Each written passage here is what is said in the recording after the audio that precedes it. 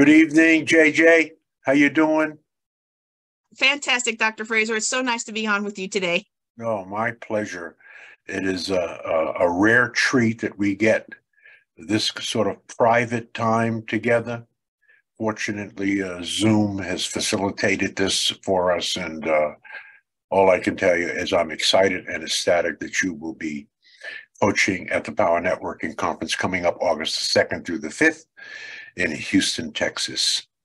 And we invite all of your fans and our fans and mutual friends and family to join us.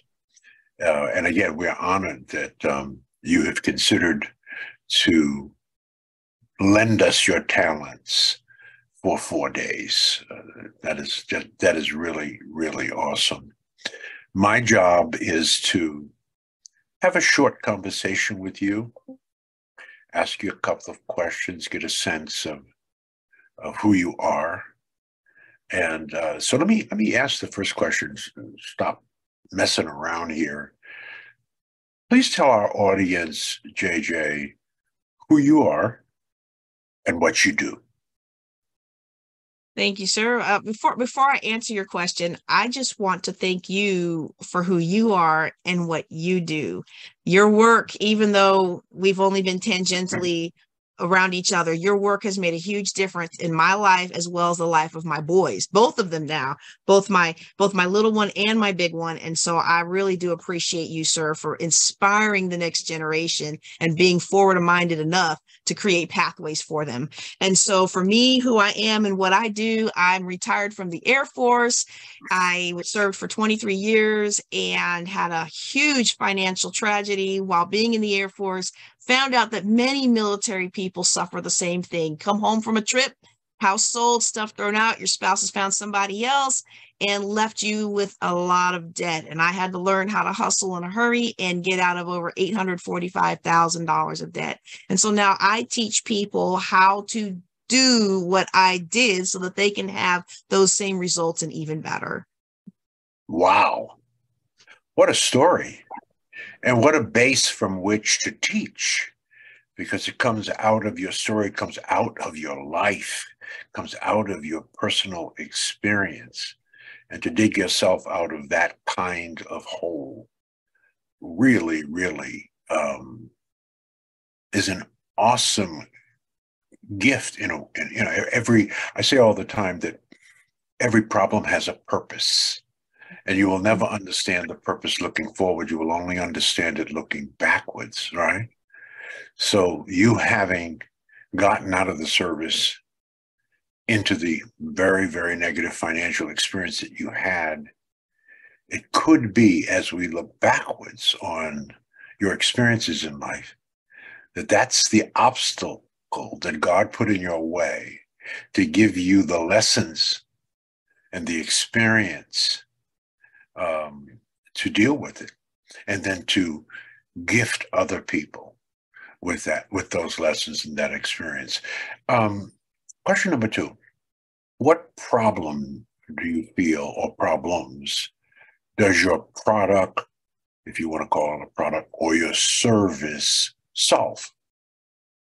So the products that I offer, which is basically educational in nature, as well as my coaching and financial planning services, really do solve the same problem that I found myself in, but didn't realize I was in. I was trying to solve one problem, which was this insurmountable amount of debt that I had to face. But what I discovered was I really had another problem. I was trapped in a corporate plantation, if you will, that profited off of my hard work and effort, but did not lead me into a pathway of financial security or independence. Being taught that I could work hard, keep my nose down, cross my T's, dot my I's, and everything will be fine. All that was going to ever get me out of life was where I was and where my parents were and where their parents were before them. And when we want more out of life, one of my being a former military scientist, one of my favorite scientists, Albert Einstein, says that you cannot solve today's problems with the same level of thinking that created them. And having that insurmountable amount of debt I realized I had to learn how to think another way. And so that's what I really help people do. It's not sexy. It doesn't sizzle. The sizzle is, hey, we're going to get you financially free. We're going to create more time in your life. We're going to create more control over your life. You're going to have financial freedom to do the things you want to do. Spend the time with your family that you want to spend. Spend the time in your community actually making a difference. I mean, it does not, I know you know this. I know I'm preaching to the choir. It doesn't take a lot of money to make a huge difference, but it does take some money, some resources, and some connections. Yet the key to all of that is a shift in our mentality away from this worker bee, going to put in my 30 years and collect my small check for the rest. We're made for more than that. Yeah, that's deep. There's a whole plethora of lessons right in that one statement that you so beautifully said. You really come to life and come to the Power Networking Conference with a breadth of experience. You're a physicist / let's call it scientist. You're a pastor, and you're a financial consultant, right? And it's profound how you have commingled the three of those profound experiences and found a path towards coaching and providing advice and counsel. That is a beautiful thing. That is a gift to us from you and God. And again, I want you to say, I deeply appreciate it. My third question might be a little bit more specific. And for those who will be attending the Power Networking Conference this year, and hopefully for many years to come, what 3 strategies, if you will they walk away with that they can immediately use, JJ, to have impact in their lives and in their business? At the Power Networking Conference for my Power Coaching, I'm going to be offering a 15-minute financial fix-up. We're going to, in just 15 minutes, we're going to outline a strategy to help you do 3 things, or help your attendees do 3 things. First of all, we're going to get a handle on what their net worth is and where they want it to be, and look at the methodology in order to get there. The next thing we're going to do is look at strategizing the network. And this is something where your conference does better than any other conference I've ever attended. And that is providing the pieces in place and the people in those places in order to accelerate the growth of our network. Who is it that you need to know in order to get where you need to go? And how do you get connected with them? How do you offer value to them? Get on their agenda before they get on your agenda, and that way facilitate a profitable relationship. And then the third thing that we do at this conference is we look at legacy building. No kidding, in just a few minutes, because when you have someone who's been there and done that, it doesn't have to take very long to help you come up with a plan to get where you need to go. And so we come up with that plan. Where is it you are trying to go? Where is it you desire to go? Are those even in alignment? And if so, what path do you need to take there? How do you win this financial game when they say you can? And we look at how you put those mentors in place, how you put all of the facets of winning the game in place. And we do it all just in 15 minutes of a financial tune-up. Wow. Wow. That's deep. I love that. I love that. We have a lot of leaders that come to the conference. The conference is replete with movers, shakers, decision makers, top Black professionals, biggest business owners, and community leaders. Let's talk about leadership for 1 second.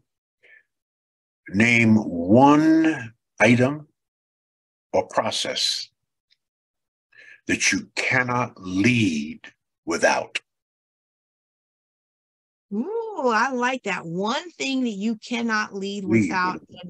And in my opinion, and this has been the biggest challenge for me, because you did mention that in my military career, I was a physicist, and I take what I learned as a physicist and applied it to finances. That's how I was able to create a strategy step by step by breaking it down and analyzing it like a scientist. But I had to learn to ask for help.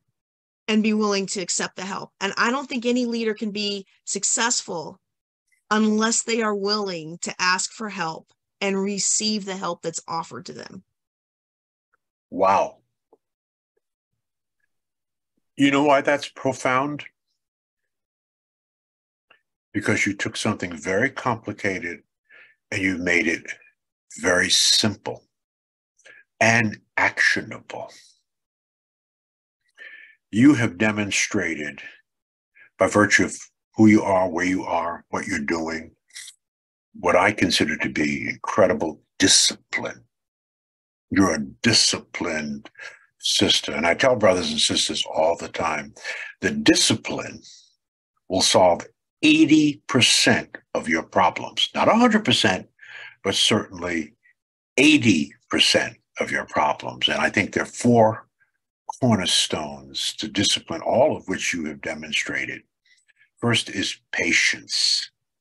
What does that really mean, Dr. Fraser? It means the capacity to accept or tolerate delay, trouble, or suffering without getting angry or upset. Patience. Also understanding that everything begins small. Everything begins as a seed, and you plant that seed in good soil, right? Yes. You then water the seed. You fertilize the seed. You give the seed time. And then over time, the seed bears fruit in great abundance. That is sort of for me, as I listen to you, sort of in a sense, a story of your life. The second cornerstone of discipline, I think, is work ethic. Work ethic. As a sister who has a wonderful talk, says all the time, she speaks at the Power Networking Conference, she says, do the damn thing, right? I say it differently. I say, try again, fail again, but fail better, right? That there will be obstacles in our way. That's how God has designed the system. The first thing God does when he gives you an assignment, JJ, that he feels that you're prepared for, what does he do? He puts an obstacle in your way. And your job is to find a way over, around, through, and under that obstacle. And when you do, you get an atta girl from God. And then he gives you your next assignment at a slightly higher level. And then what's the next thing God does? He puts an obstacle in your way. So that's just really sort of the story of life. And that requires overcoming these obstacles and requires great work ethic. I think the third pillar for discipline or cornerstone is what you talked about, and that's knowledge. Now, not just reading. I'm in my office. Behind me, I have 2,500 books in my office, 15,000 books in my home. Reading. But again, not just reading. But you know where you get really great knowledge from? Great people. Great people. I call that the power of proximity. What is the power of proximity? Surround yourself with people that make you better. Make you better. That's what everybody will find at the Power Networking Conference. And they're open, and they're accessible, and they're available. And not only do they teach you, but they love on you. And we all need love. And I think the final cornerstone of discipline is risk, but managed risk. No risk, no reward. No pain, no gain. No resistance, no strength. No rain, no rainbow. Everything is risk. When I think about how much you must have invested in your education, it was a risk. But you expected from that risk a return on that investment. That was knowledge. And you've monetized that knowledge. And you understand the best way and the best system from which to monetize and leverage that knowledge. And that is do you. Everybody else is taken. Do your thing. Think entrepreneurial. And you have. Manage risk. There's a definition of manage risk that I love, and it's the identification and evaluation and prioritization of risks followed by coordinated and economical application of resources to minimize, monitor, and control the probability or impact of unfortunate events. And we will all have them. But there's no way to get where we're going without risk, but it has to be managed. You've demonstrated that in this short conversation. You just got an hors d'oeuvre from JJ Conway. She will be at the Power Networking Conference to prepare you to get a full meal, a buffet. And if you want to join us, just go to www.powernetworkingconference.com. And there's special opportunities there. So this has been a joy. It's always a joy when I get a chance to spend at least some time with you and just talk to you one-on-one and explore the beautiful mind that you have, and so willing and gracious to share with all of those who are smart enough to join us August the 2nd through the 5th at the Power Networking Conference.